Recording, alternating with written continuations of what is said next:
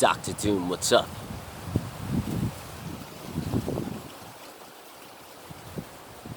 We must love Dr. Doom. You know, I just took a huge break from Krishnamurti. We're talking like, I stopped listening to Krishnamurti for like a month. Stupidest idea ever. Man, that guy's cool.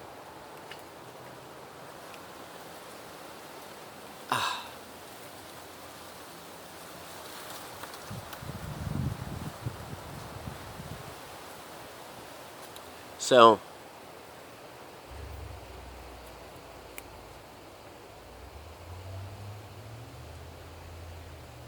I know I shouldn't bring up any past memories because they'll take me out of the present, but I believe in laws and restrictions. So anyways, the other day, you go UPS, what's up, holla? Okay, so anyways, so the other day, I was at this party, which I rarely attend parties. Let's do this again.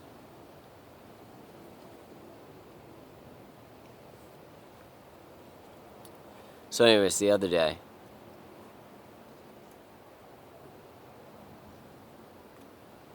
I was at this this social place. And I was talking to this person. They were very cool. They had excellent energy.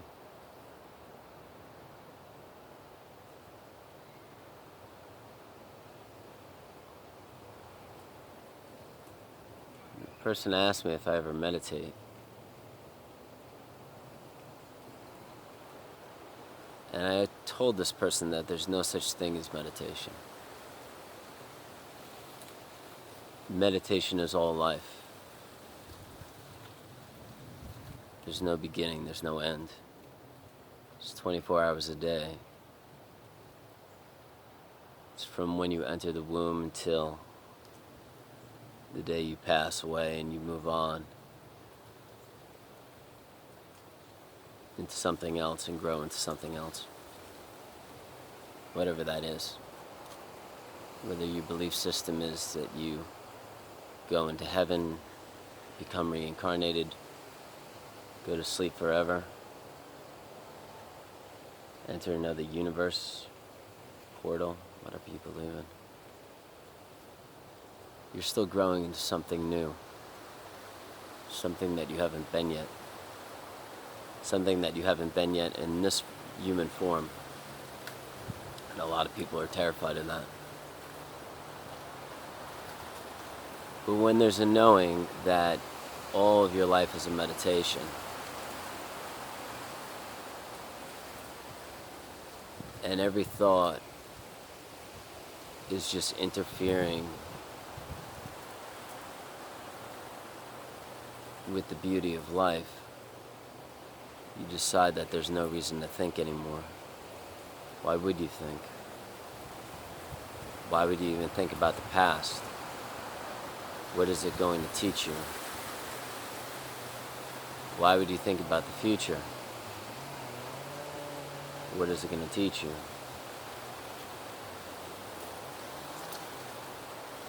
But by being present and just allowing yourself to be around all of life and not give anything a name or a meaning, all of a sudden you become so still and so present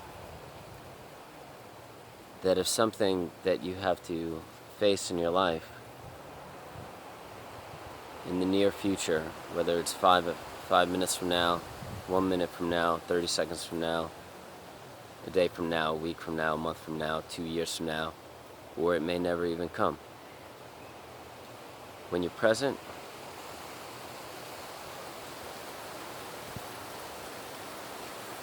you're so still that these thoughts, they're no longer problematic. It's focused thinking. And if you believe you may have to face something or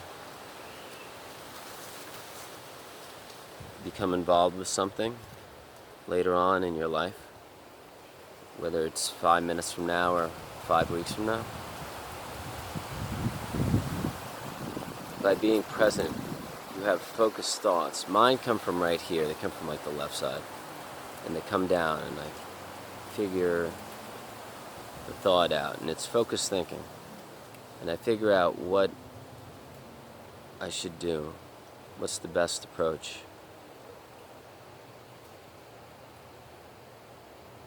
And I solve it to the best of my ability. I don't strive for perfection. I don't strive for wanting or desiring anything. The only thing that brings me absolute fulfillment and joy in this life and peace in this life is by being present. And to not be caught up with thought. And one of the ways I did that is to detach myself from man, where I no longer really am around people. And when I'm around them, I have an excellent time with them. Because I'm with them, I'm present and I'm listening. Or they're asking me questions and I'm talking about what is. And either they think I'm interesting, or they think I'm crazy, or it doesn't really matter to me. Because I never experience loneliness. I always have something to do. I don't want fame. I have no need for money. I have no need for anything, really.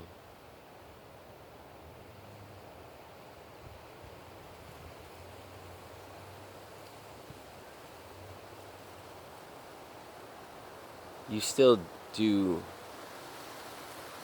enjoy connecting with others. Whether it's the opposite sex, same sex, squirrels, rabbits, trees, plants, you always enjoy connecting with things that are flowing in the same direction of life as you.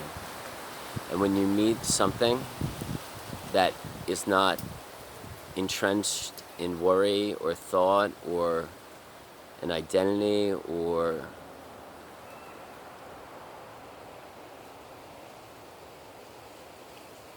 and that person that you run into isn't involved with gaining, wanting, desire, fears, man, comparison, thoughts about the future, feeling pain from the past, or feeling pain from something that's happening in the moment. But if you're calm enough and you're present and you don't have thought and you're around that person, you might lift them out of that pain and they might come with you in the present and in the calm. And then you could have this wonderful experience together. You could have this wonderful conversation with each other and they could talk and it's flowing. It's beautiful. With animals, you make eye contact with them. With plants, you're just here with them. And sometimes they dance for you, they go back and forth for you. And you feel connected to them, you feel connected to everything. Just by being present.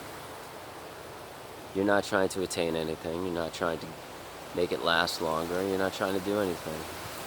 You're just here. You're just now, in this moment. And you're not giving anything a name or a meaning. Nothing is this or that. There's no separation. There's no duality. It's just you. Extended. Everything is you, extended. And everything else is just themselves extended. And if they are in no thought, and if they are present, they are connected to all things. And something is kind of making the flow of life beautiful, where everything is just happening and everything is just in this moment. There's nothing else. There's no future or past. Everything is just happening right now. And you're not separate from anything. Everything is with you in this moment. There's nothing else. No separation. Everybody is in this with you and you're flowing together. and you're together, and there's this thing, and it's just happening.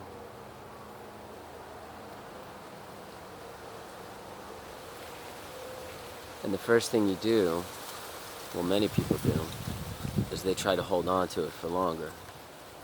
Or it might scare them, so they kind of push away from it because they want to think, because thinking gives them importance, or thinking gives them a meaning, or something to hold on to in life, or it makes them feel like they're a part of something, and people like to be a part of something.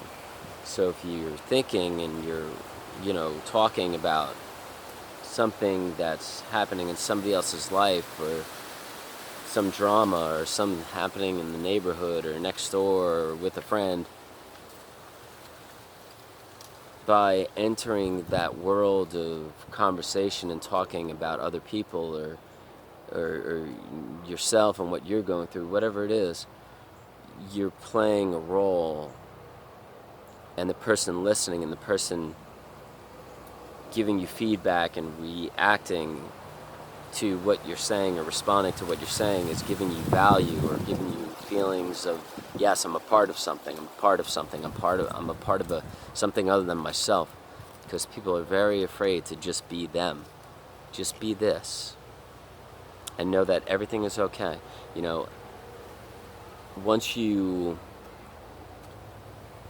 decide to become wrapped up in stories, your own story, your own past, your own future, other people's stories, what they're doing, what they should be doing, having expectations for others, trying to control people, jealousy, all these other things. All those things go away. All those things go away when you just become present. Because when you're present and you're no longer in thought, you don't understand why you would ever do that to a person. It doesn't make sense. Like, let them do their own thing, and you do your own thing. Unless that person is causing other people to suffer, because their suffering has gotten so intense that they're just causing suffering around them. Or they're starting to have a seed of resentment or bitterness or anger or something, and that seed that is slowly coming off of them, or even quickly coming off of them, is infecting their entire environment, whether it's the people around them, the animals around them, just the way their house looks, or the way their car looks, or whatever it is. Once that person's inner being, their mind and their confused thoughts, or their depression, or their worry, or their patterns of anxiety, or whatever it is, once it starts to take over the lives of others in the environment outside of themselves, and it's really dangerous, and it's really dark, and it's affecting the happiness of others, then you might want to get involved and be like, okay, I understand that you're suffering. Like, how are we going to go about this? However you want to approach it.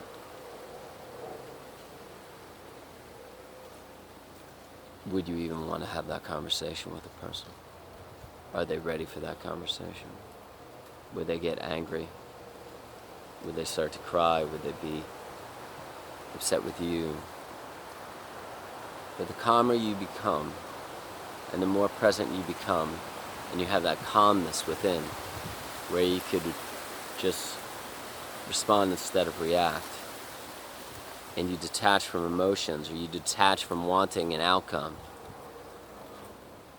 and you don't see negative or positive as anything. You're just here, now.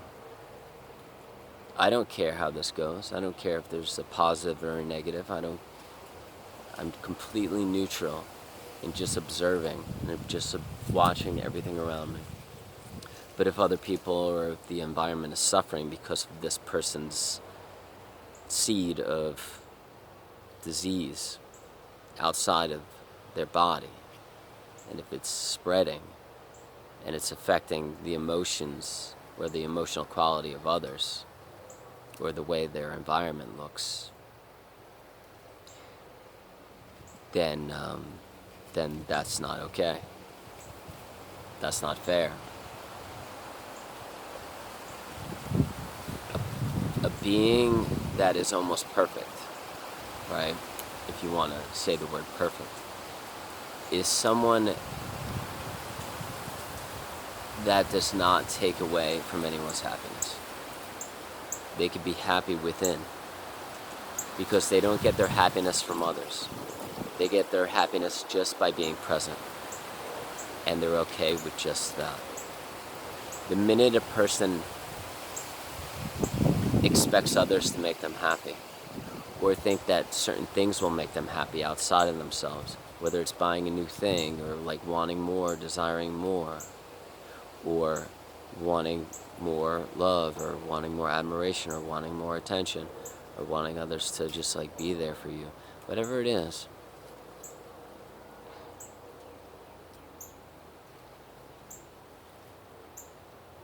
not only is it unhealthy for you, it's unhealthy for others. Because the more and more you ask for love like that, the less likely you'll spend the time you need in solitude to actually just be with yourself and figure out what's needed and what you need to do, or how to heal if you have any problems from the past, or how to deal with issues from the future, just by being present and being still and getting the answer, by having that focused thinking I was talking about. When you're calm enough, you don't have scattered repetitive thoughts. It's just focused thinking. It comes in and you're calm,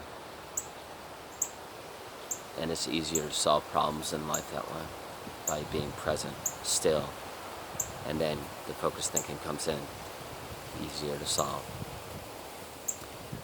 Some good people to get you on the right path if you want to dabble in this stuff: Christian Murdy, Eckhart Tolle, but he's very young. He's more modern day. Meister Eckhart. I'll list some people.